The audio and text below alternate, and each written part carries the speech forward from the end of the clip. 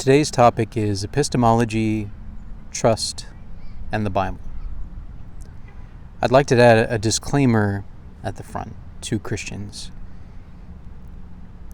If you view the Bible and Christianity as the foundation for your life, and you feel like the Bible and Christianity are helping you to live a healthy life, one that is filled with love for other people, for all living things, one that is helping you to live a life of integrity, that the Bible and Christianity give you hope, they help you get up in the morning, help you survive. Please be cautious if you decide to watch this video. You might want to skip it, because some of what I have to say, if you take it seriously, may undermine your confidence in the Bible and Christianity. So if that's you, I'm just giving you a warning up front. Proceed with caution.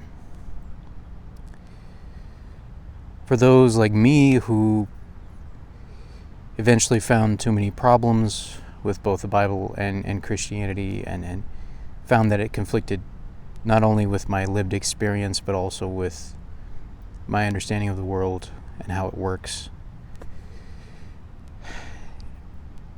this might be helpful to you. It may reinforce some of the thoughts or questions that you've already had or have already been investigating yourself. And obviously for those that are on the other side that have already left Christianity, or perhaps were never in it to begin with, this may just be informative. It'll give you a little bit of insight into the thinking of Christians, as well as how someone may come to leave that faith. I'd like to start by defining my terms. Many of you will know the word epistemology, but for those that are unfamiliar with it, essentially it's the study of knowledge itself. It's like how we know what we know. How do you know what you know? How do we determine what are trustworthy sources of knowledge in this world? Trustworthy means by which we may acquire knowledge and wisdom, understanding. That's my understanding of epistemology. I'm not saying that's an academic definition or understanding, but that's my personal understanding of epistemology. When I say that, when I use that term, that's what I mean. Like, how do we know what we know? How do we know which sources of knowledge to trust? How can we have confidence about our view of the world? And personally, I think it's important to have what I call epistemological humility. That is a recognition of our very human limitations. I don't exist everywhere in the universe at once, so I can't observe everything that has happened throughout time, nor can I observe everything that is happening right now. I'm very limited in my scope, so consequently, having some humility when approaching the pursuit of knowledge or wisdom or understanding about the world, the universe, particularly when you get into the metaphysical plane, the spiritual plane, as some may call it, or supernatural, extra-dimensional. You could use different terms for it. Particularly when you get into the realm that is a lot harder to study and observe, we need to approach it with a lot of humility. And frankly, that's part of the reason why I'm no longer a Christian. In fact, that's a pretty big chunk of it. So allow me to explain. First, I do want to express a little bit about my motives for sharing this video. I've been thinking through that. Like, why do I want to share this? And one reason, as I've said in previous videos, majority of my friends and family are still Christians, and some of my extended family and friends that I haven't interacted with in a long time are unaware of, I guess for lack of a better term, my deconversion, my decision to no longer identify as a Christian. And I know that in discussions about issues, even after I've shared where I'm at now and how I view things, like just my general worldview and where I'm coming from, even after someone's aware of that, there's still going to be a question of why I don't trust the Bible anymore. Just for context, if this happens to be the first video of mine that you're watching, I grew up in a conservative evangelical tradition, specifically Baptist, independent Baptist, and at least the churches that I grew up in taught that and specifically the Protestant Bible, I'm going to specify that because as I understand it, Roman Catholic tradition includes some writings that are not included in the Protestant Bible. So specifically the Protestant Bible, there are 66 individual documents or books, at least the way it's divided up, in print. When you read a Bible in English, like you have, Genesis would be one document, Exodus another, Leviticus, Numbers, Deuteronomy, etc., etc. Psalms would be another. You get into the New Testament, Matthew, Mark, Luke, John. Each of those would be a separate document, or you could refer to it as a separate book. They're not a book in the modern sense of the word, but they're often referred to as a book within the tradition I grew up in. So, like the book of Genesis, the book of Exodus, the book of Deuteronomy, etc. The book of Matthew. So that's kind of some of the common language, the lingua franca, I guess, of the evangelical tradition that I grew up in, and I've observed in other evangelical traditions as well, and just other Protestant traditions. Like, that's common phrases that are used to describe like individual writings or sections of the Bible. So you may hear me use some of those terms because that's what I'm familiar with.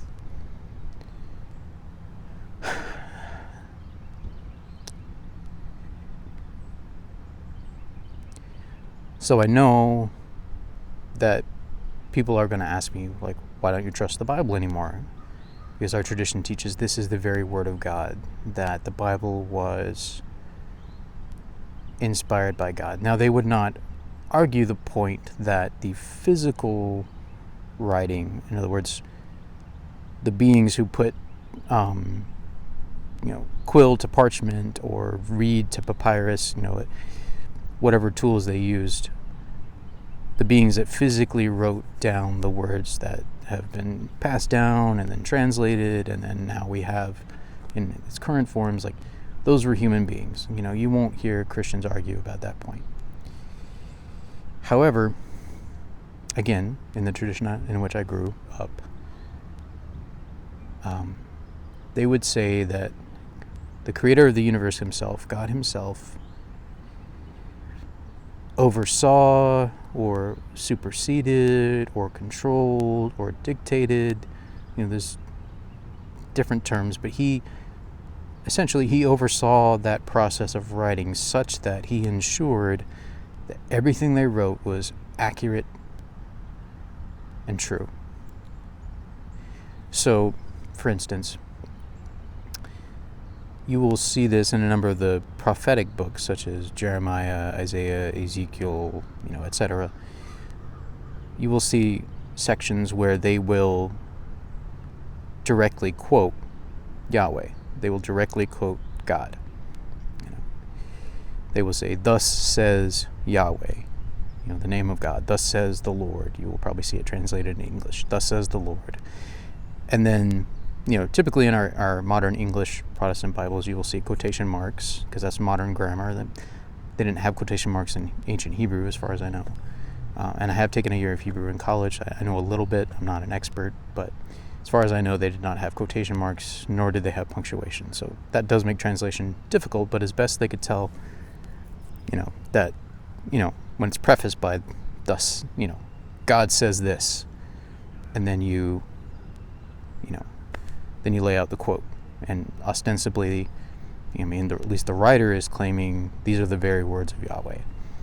So my tradition says, well, that writer's telling the truth. When that writer, whether it be Jeremiah or Isaiah or Ezekiel, when that writer is saying God spoke to him, and he claims to be directly quoting God, then he is quoting God accurately. He's quoting Yahweh accurately. they would also say that any historical events that are described in the Bible, just for an example, the Exodus from Egypt. That's one that many people know about. Supposedly, as the story goes, Yahweh appeared to Moses and sent Moses, to deliver his people, so like all the descendants of Abraham who were living in Egypt. They had originally, most of them, with the exception of Joseph, had fled to Egypt. Basically, Joseph's extended family is how it started out. So Joseph had been sold there as a slave by his own brothers, sadly, and then the rest of his extended family came down to get away from famine that was up in Canaan, because Joseph, as the story goes, God gave him the wisdom to and a vision of what would happen, that famine was coming. So he helped Egypt to prepare, and then he brought his extended family down to live with him there so that they could survive the famine that was going on up in Canaan at the time. This is according to the book of Genesis.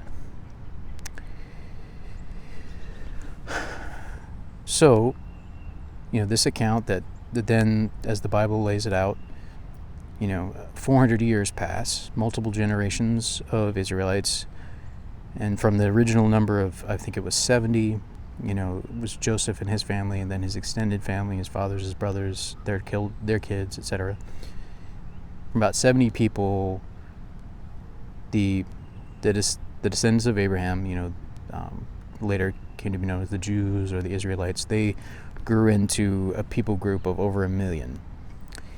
And you fast forward 400 years, for quite some time, they had been enslaved by the pharaohs of Egypt and forced to do manual labor.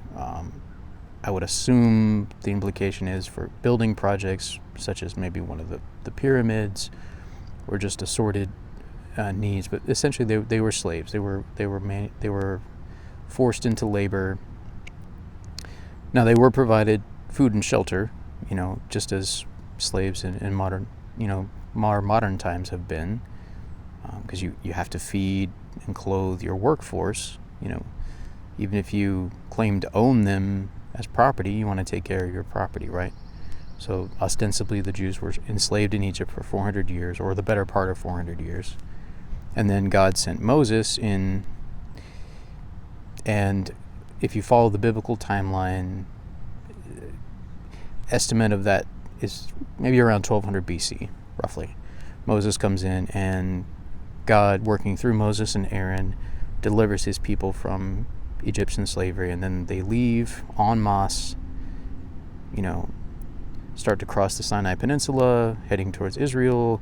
Then they anger God, and he decides to punish that generation by making them wander around. Basically, they're lost in the Sinai Peninsula for 40 years, and eventually the next generation is allowed to enter into Canaan. Moses dies right before that happens, and then his successor Joshua takes him into Canaan, and then they, according to the narrative, that you see continued on in the book of Joshua, they start to conquer the land of Canaan, and that's how the Israelite nation, came to be in the land in which they are now once again living, after they were returned there in 1948. So that's kind of the narrative, just as an example. So the tradition I grew up in would say that every detail that the writers lay out, and historically, traditionally, I think in Christianity in general, and my tradition was no exception, held that Moses was the author of the first 5 books of the Bible. So Genesis, Exodus, Leviticus, Numbers, and Deuteronomy. Obviously, Genesis is history that predates Moses. Like, Genesis ends, with Joseph, who lived, according to the biblical timeline, 400 years before Moses, roughly, 350, 400 years before Moses.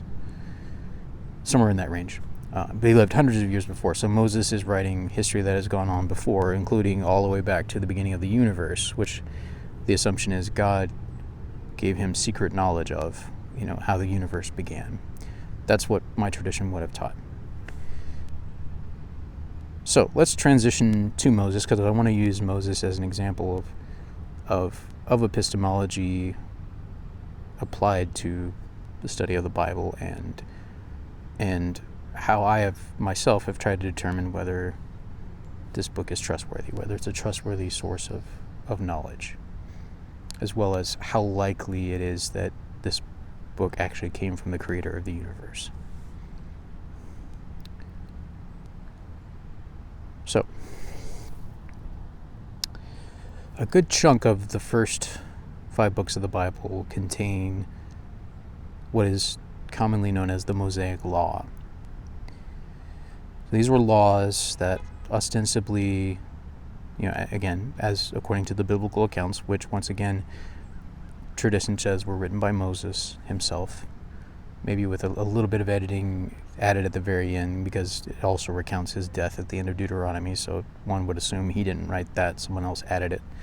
But generally speaking, the majority of what they call the Pentateuch, or the first 5 books, were written by Moses, tradition holds, and the Baptist churches I grew up in also held to that. So, you have the law, and as the story goes, which you see this laid out in Exodus, the accounts, the people of Israel come to Mount Sinai. And this is, again, as my tradition taught it. They come to Mount Sinai and they stop there. And Moses is called up to the top of the mountain, where, if memory serves me, he meets alone with God.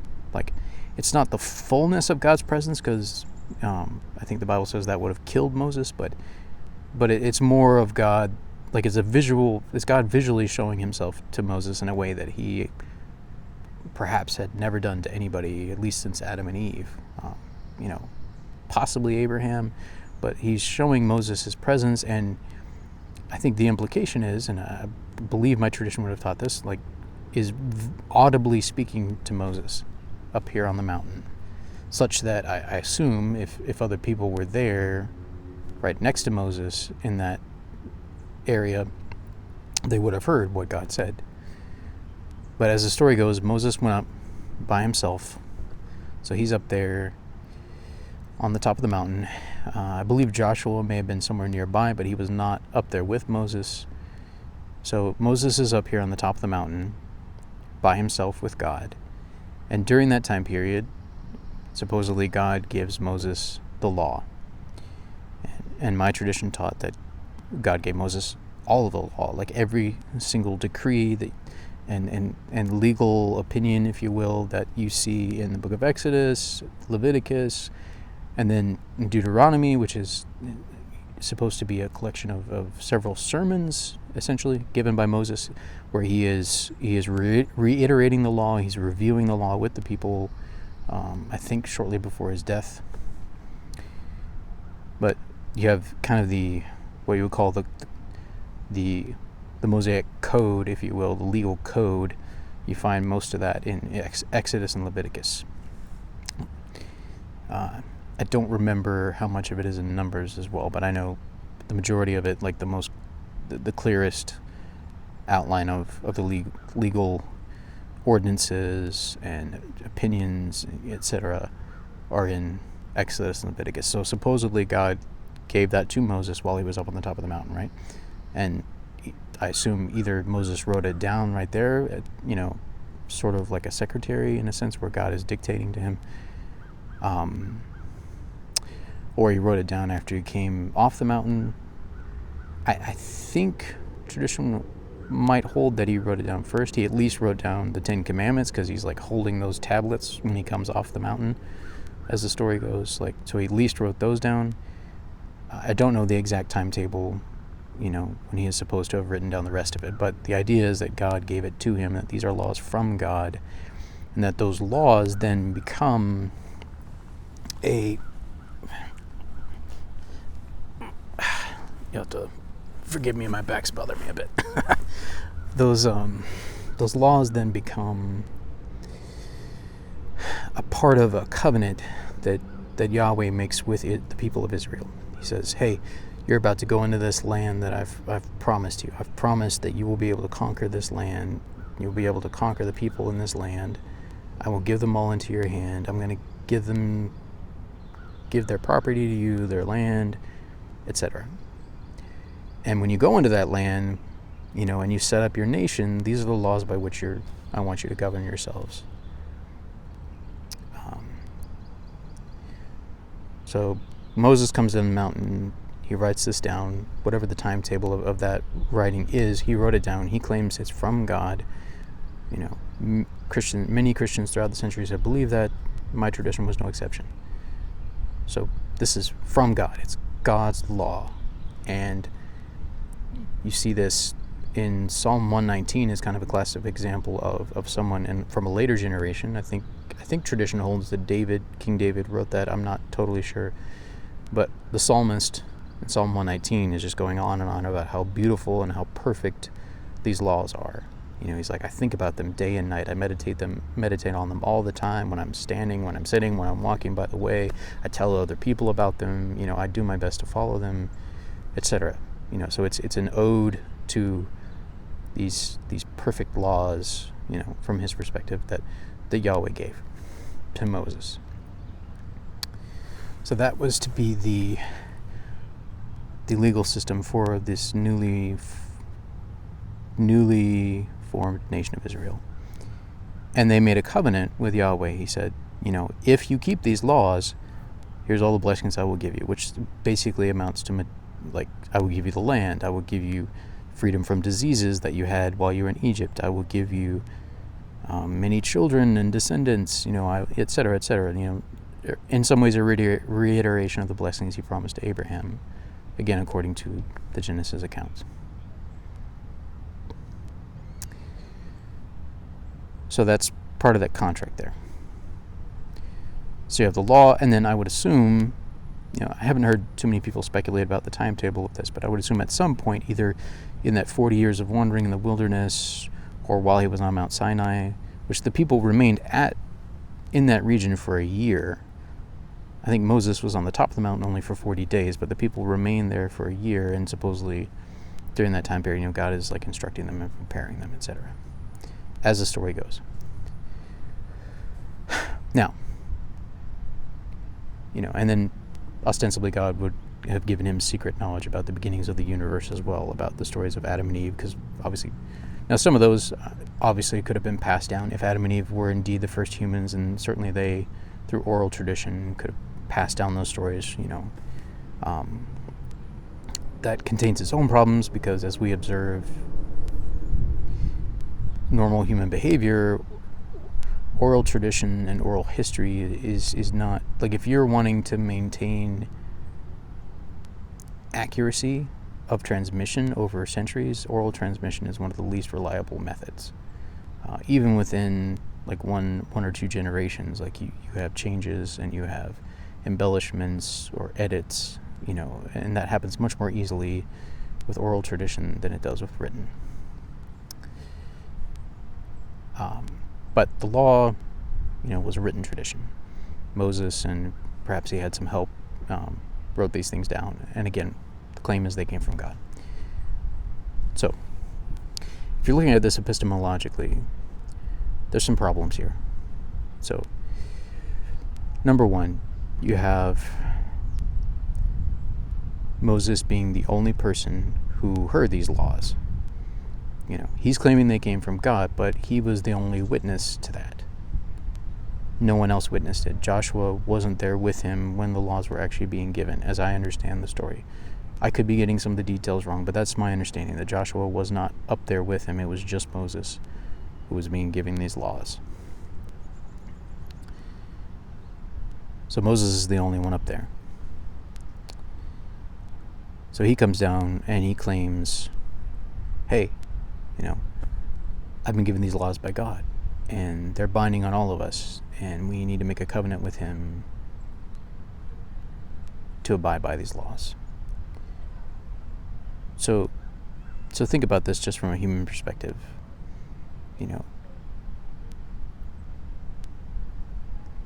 Man comes down, claims to be speaking for God, gives you laws. Now, if he's a man you trust, if you've seen his character over time, you trust him, then you might believe him, especially since claims like that were made more often back then, or I should say, people were more likely to believe claims like that back then, just in general, I think. But imagine if that happened today. So let's say a self-styled prophet claimed to have gone to the top of Mount Rainier in Washington State. And he claimed to have received, that's one of the tallest mountains in the contiguous U.S., if not the tallest. Claims to have received, he's up there for 40 days and 40 nights. Let's say he fasted. So he claims to have been supernaturally nourished by this God during that time. He claims to have received a new set of laws, and now he is pronouncing to the nation of America, the United States of America, we need to set aside our Constitution in favor of these new laws that I received from God on Mount Rainier.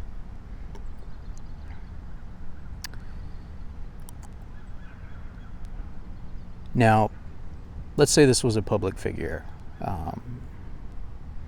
Say maybe he was already a well-known preacher, for instance, well-known pastor. I'm not going to name any names as examples, but let's just say, for sake of argument, he's a well-known pastor. So he probably has an inner circle of friends and maybe fellow pastors at his church, maybe his family, obviously, who know him well, who know his character well enough to take a guess at whether to say, well, I think he's at least telling the truth, that he's as best he understands it, he's telling us the truth. Those are the people that would most likely be able to say whether he did or didn't. But then the broader group of people, so once again you have around 1 million people, I think the estimate is. Most of them had barely seen Moses, if ever, so they wouldn't know, except by reputation, whether he was trustworthy or not. So he comes and makes his claim. So let's fast forward to our analogy for today. And, John Smith, famous pastor from Washington State, goes up to Mount Rainier, claims to receive new laws from God, and then says that the entire nation of America needs to throw out the Constitution and establish these new laws in covenant with God. And he will bless our nation if we do that. What standard of evidence do you think, just speaking for yourself, what standard of evidence would you require before you believed him?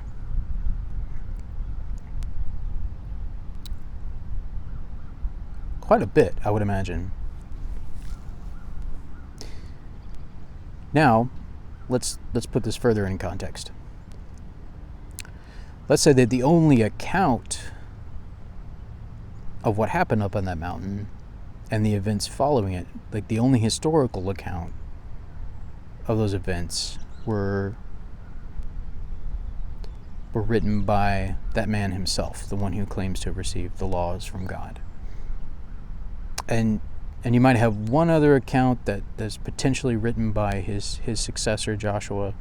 If you want to claim that Joshua wrote the book of Joshua, which I'm not sure if my tradition held to that. I don't remember. I think that's what I used to assume. I know many modern scholars don't think that. They think it was written much later, but that's a rabbit trail for now. So let's say, for sake of argument, that Joshua did write the book of Joshua. So you might have some corroboration from a man, or at least you see that Joshua trusted what Moses said. Joshua believed in Moses, believed what he said. But he wasn't there with Moses, so he can't corroborate the evidence. He's just basing that on his trust of Moses. For the sake of argument, let's say that Joshua corroborates that simply because he trusts Moses' word.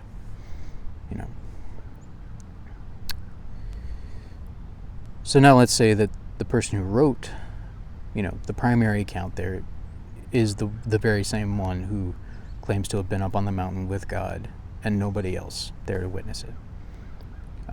So he's also the one that wrote the historical account. Now, let's jump forward.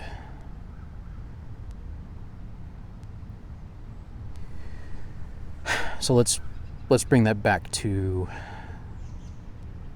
our modern analogy. So John Smith, this famous pastor from Washington, made this claim, and let's say people, and then he writes an autobiography, or he writes an account of what happened, and in that account he claims that then the United States Congress and all the governors and all the states agreed that we should toss aside all of our federal constitution and all our state constitutions and implement this as the law of the land, and then to reinforce his story, he tells about many great miracles that God performed both through him, and around that time to try and give credence. Let's say to his story that this actually came from God, because look at all these miracles. But once again, he's the one writing the story from this perspective. Now, let's jump forward 3,000 years. So 3,200 years. Let's say this is now we are now in the year 5,200. And let's say that one of the only histories that survived of the United States was what this guy wrote. One of the only histories of that period where ostensibly this change happened was written by this guy. It's that account.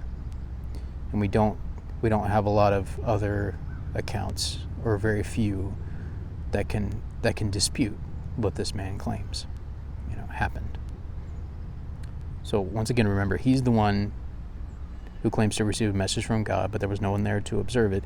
He's the one that also wrote the account of it, and now fast forward 3,200 years, and we're just a group of normal people, or even throw in some highly skilled historians. We're trying to figure out if the events John Smith wrote about actually happened, and we're doing it with a translation of a written copy of his writings that we dated to 1,000 years after this man supposedly lived.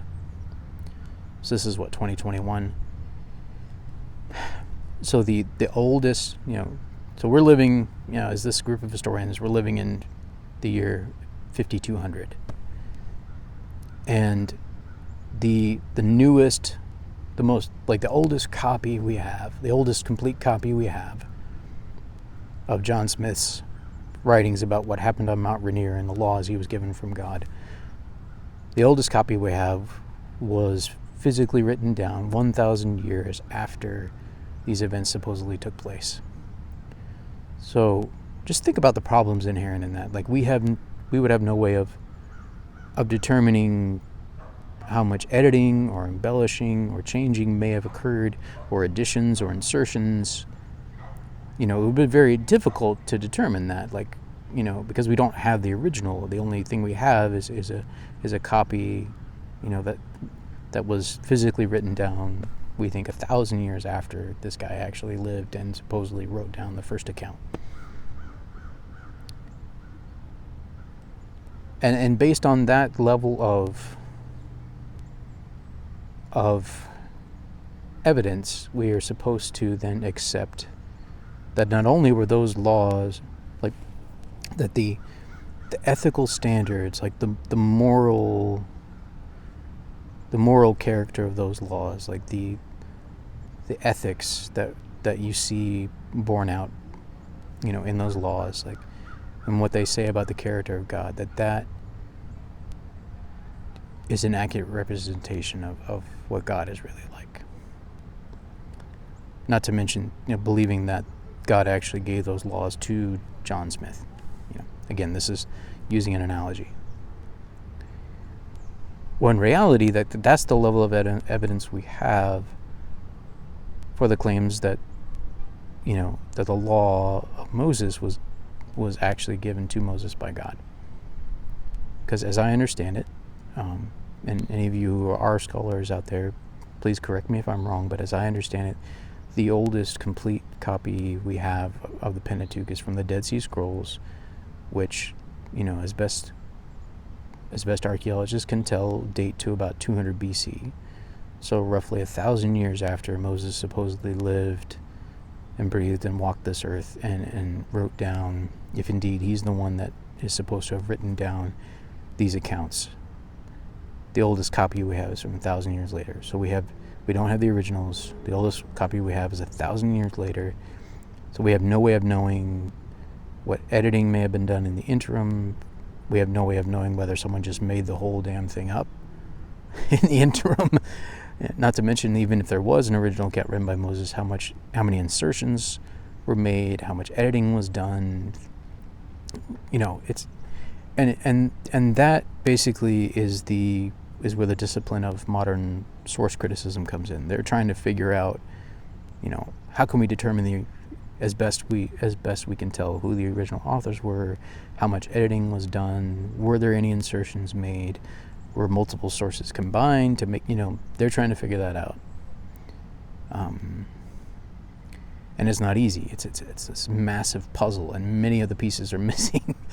So it's hard to put together, and yet the tradition I grew up in, we are asked to take on faith, that what our tradition says about those writings are true. And that particularly the Ten Commandments, but the moral caliber of Yahweh as it's written in the Pentateuch, that God actually did those things, that he actually said those things, that he actually gave that law to the Israelites, that those were communicated his intentions, that it has very important things to say about the nature of humanity, etc. That's the level of evidence that we have for that. Again, I'm not a scholar, I'm not a professional scholar, I'm not saying this is the final word on the subject, I'm just sharing where I'm at with it. And you just look at the other types of knowledge shared in the Bible, like prophets who claim to have had dreams and visions from God. And that's where they got their knowledge from. Or the Apostle Paul, who claims to have had a vision of or at least an auditory vision of Christ, and in the book of Acts,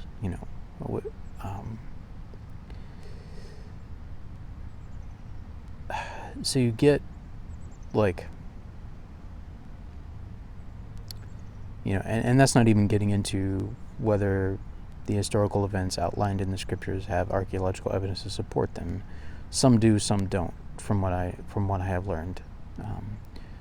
Some of the events do appear to have happened, and that the details are relatively close to what the Bible says.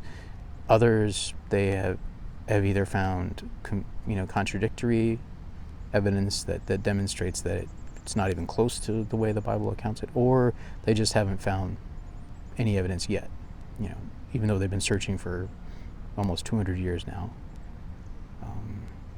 That's not to say it's not out there, or that it wasn't destroyed at some point. That you can only go so far with that, but needless to say that it's complicated. It has certainly not been 100% corroboration from archaeology of the biblical accounts, from what I know.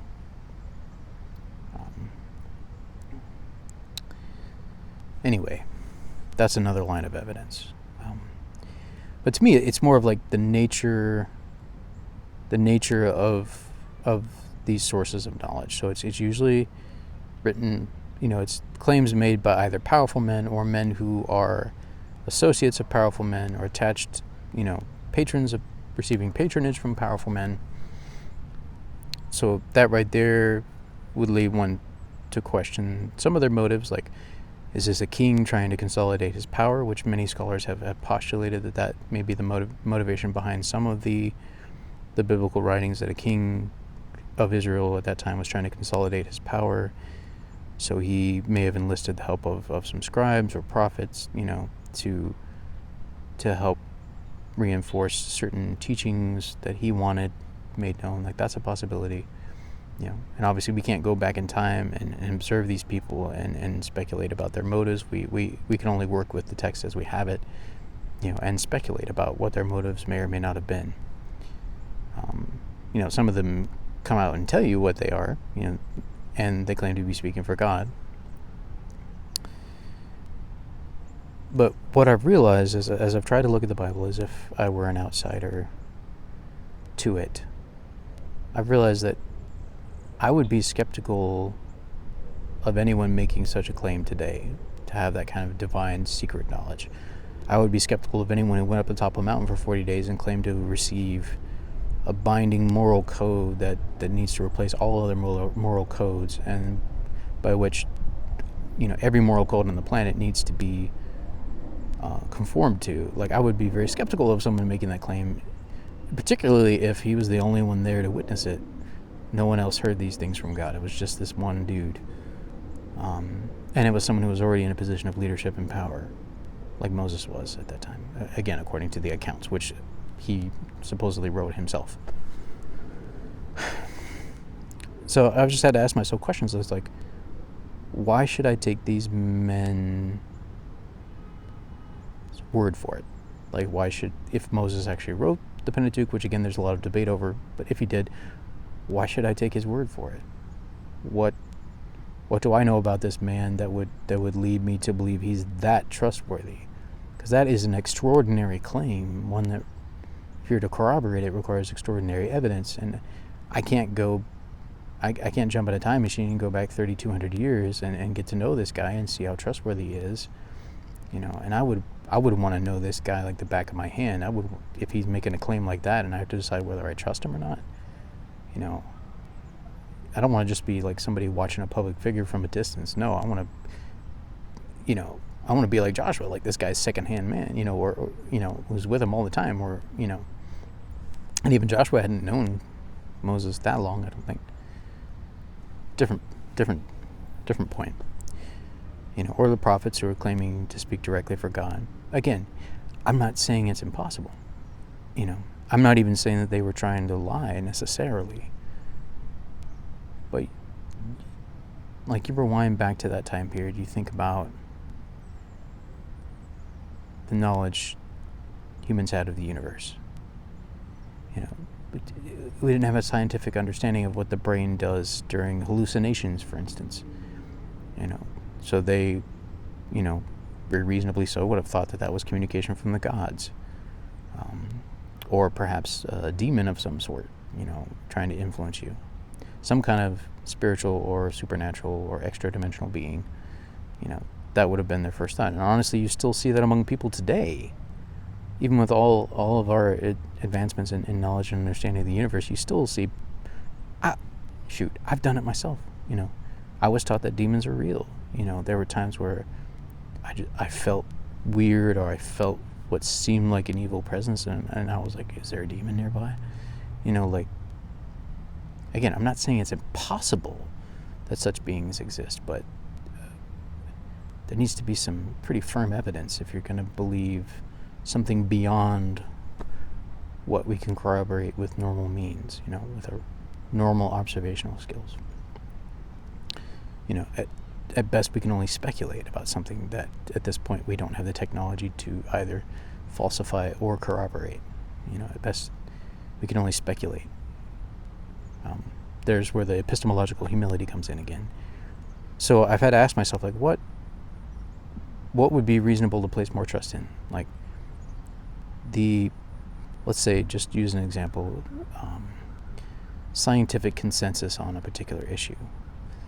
So you've had, the modern discipline of science has been going on for hundreds of years now, where people are making like systematic observations about natural phenomena, and raising hypotheses, doing their best to test those hypotheses out, as well as to falsify those hypotheses, recording their observations, over decades and decades and decades, thousands of scientists, all collectively, gathering their information. And I know scientists disagree with each other, but I'm saying a general consensus of, like, thousands of people who have been working hard to observe the natural world and have been recording their observations diligently. I'm not saying perfectly. Scientists aren't perfect. They're human just like you or me. But collectively like that, or the claims of a handful of men who lived 2,000 to 3,000 years ago, who say that they got their knowledge from a vision or a dream, or God just showed up and spoke audibly to them. Just ask yourself, which of those two would you be more likely to believe, and why? Not just because maybe you would be more likely to believe the one who claims God for various reasons, but the question would be, why? Ask yourself why. I think that's a good question for anybody. It's like, why do I trust this book or this source of knowledge, whatever it is? And how much trust is it reasonable to place in said book or said source of knowledge? Whether that's the scientific consensus on a particular issue, or whether that's an ancient book that claims to be speaking for the creator of the universe himself.